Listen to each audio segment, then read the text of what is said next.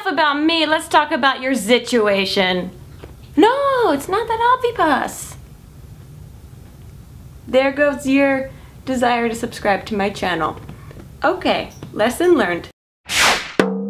You know what sucks? Your monumentous task of having to deal with the pressure that society puts on us to look a certain way. I washed my hair today. I deal with it too. And that's why I'm really excited about this video. I was approached by Clearasil, product. And I know what you're thinking, here comes the commercial. And you know what? No, I don't care if you buy this product. Sorry, Clearasil, but here's what I do care about. One, a company who makes products that I buy in my real life wanted to work with me. And two, the messaging that they're trying to put out into the universe around complexion is something I feel so connected to. So yes, duh.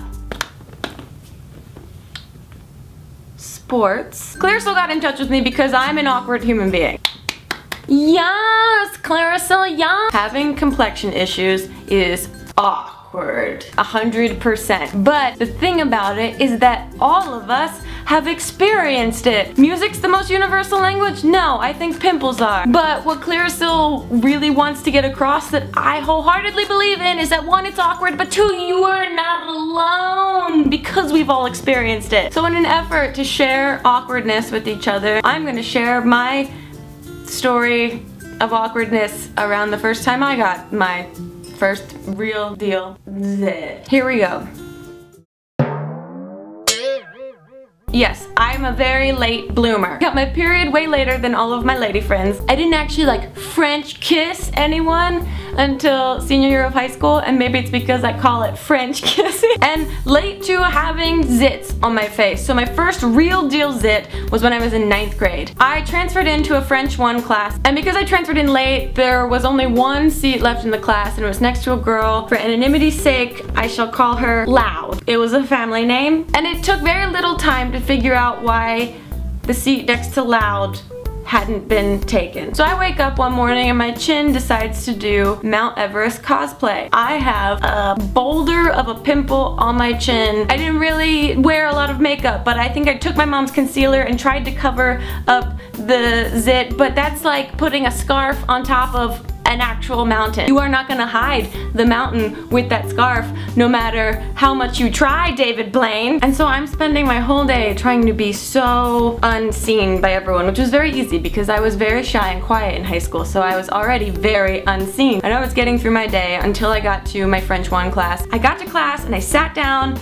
and I could just feel Loud staring directly at me, and I wasn't making eye contact because I didn't want to invite in conversation, so I just like stared at my desk and waited and hoped and prayed that if I thought hard enough I could make the bell ring and class would start and Loud couldn't have the conversation that I could already feel she was having with me in her head, until right at that moment Loud said to me, "You have a massive pimple on your chin, so you should pop it. You can pop that. You pop it. You should pop it. You should pop it.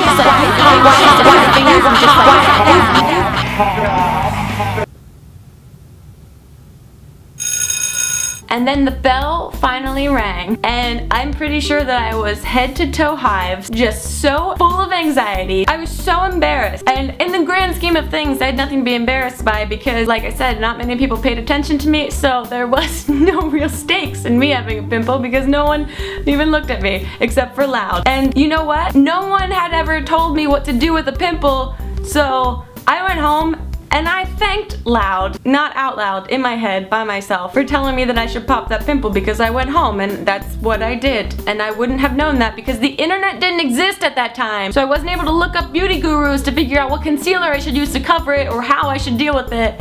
And so Loud was essentially my first